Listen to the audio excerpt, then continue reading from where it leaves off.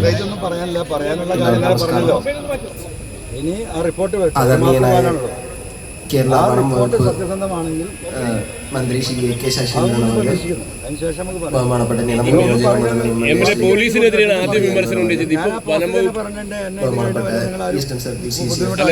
നേരത്തെ പോലീസിനെതിരെ ചില കാര്യങ്ങൾ പറഞ്ഞിരുന്നു.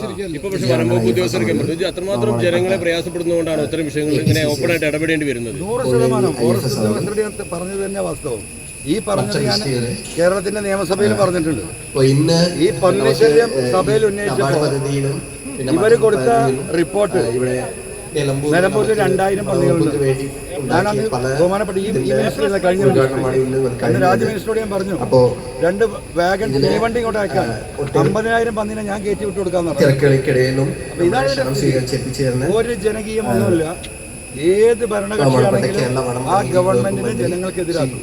ഈ കഴിഞ്ഞ പാർലമെന്റ് തെരഞ്ഞെടുപ്പിൽ വളരെ കൃത്യമായിട്ട് ഈ മലയാള 10-60 നിയമസഭാ മണ്ഡലങ്ങളിൽ ജനങ്ങളിൽ 10-15% ഗവൺമെന്റിനെതിരെ വോട്ട് ചെയ്യുന്നതിന്റെ പ്രധാന കാരണം ഈ ഉദ്യോഗസ്ഥർ.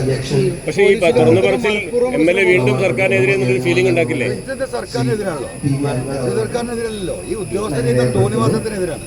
അപ്പൊ നിങ്ങൾ തന്നെ കണ്ടല്ലോ, 15 കോടി രൂപയുടെ പ്രൊജക്ട് ഇവിടെ വർക്ക് ചെയ്യുന്ന അതിന്റെ ഉദ്ഘാടനമാണ്. 6-7 ബിൽഡിംഗ് ആണ്.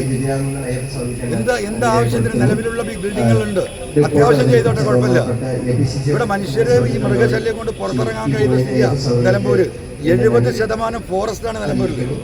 അവിടെ ഫെൻസിങ് ചെയ്യാൻ പൈസ ഉപയോഗിക്കുന്നതിന് പകരം വളരെ ഭാഗികമായ കണ്ണിൽ പൊടിയിലുള്ള ഒരു എമൗണ്ട് ഫെൻസിങ്ങിന് എടുത്തിട്ട് ബാക്കി മുഴുവൻ ഈ കെട്ടിടം അവരുടെ സൗകര്യം നിങ്ങൾ കാണുന്നു. നിങ്ങളൊന്ന് ഫോട്ടോ എടുത്ത് കൊടുക്ക്. ഇതിന് തൊട്ടപ്പുറത്ത് ഒരുപാട് കെട്ടിടം വെറുതെ കിടക്കുന്നത്. ഇതിന്റെ 10-1 പൈസ ഉണ്ടെങ്കിൽ അത് എന്താ പറയാ, റിനോവേറ്റ് ചെയ്ത് കഴിഞ്ഞാൽ നിങ്ങളൊക്കെ ഈ നാട്ടുകാരെ നിങ്ങൾക്ക് അറിയാലോ എന്താ ചെയ്യാത്തത്. അത് തന്നെയാണ് പ്രശ്നം. പണം കൊണ്ടേ കുഴിച്ചിടണം. അത് അവരുടെ സൗകര്യത്തിനാണ്. ജനങ്ങളായിട്ടൊരു ബന്ധമില്ല. അതിന്റെ വിഷയം.